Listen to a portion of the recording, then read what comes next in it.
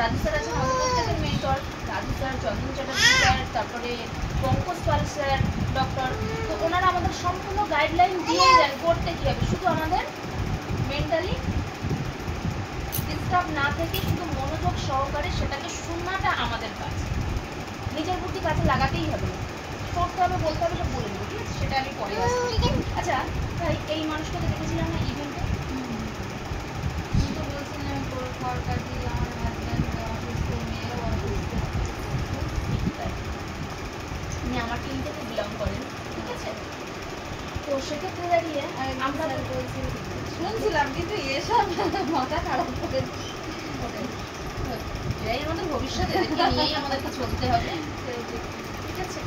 তো ইনি মুদি কেয়ার বিজনেসে অনেকে বলে না, এই যে আপনি যে প্রথম কথা বললেন না, দাদাভাই বলছেন কত কোম্পানি এসছে, কত কোম্পানি গেছে, কত কী হয়েছে, দাদাভাই কিন্তু একদম ভুল নয়, একদম সঠিক কথা বলছেন। কেন সঠিক কথা বলছেন?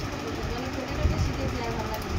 কেন সঠিক কথা বলছেন? দেখুন, মানুষ ভুল জায়গায় নিজের সময়টাকে দিয়ে সঠিক জায়গা যখন আসে, মানুষ কিন্তু সিদ্ধান্ত নিতে পারে, ঠিক আছে?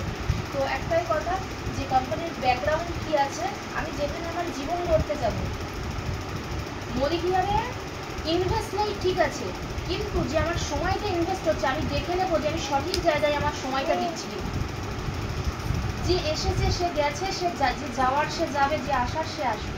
কিন্তু মোদি কেয়ার হলো 1933, এর ব্যাকগ্রাউন্ড যদি আমি বলি, 1933 সালে মোদি গ্রুপ, তার 27টা ইন্ডাস্ট্রি আছে, তার মধ্যে অন্যতম পার্ট হলো একটা মোদি কেয়ার, যেটা 1996 সালে 30 মার্চ আইডিএস অর্থাৎ ইন্ডিয়ান ডায়াবেটিস অ্যাসোসিয়েশন গঠন করেন মিস্টার সমীর মোদি হাত ধরে, যিনি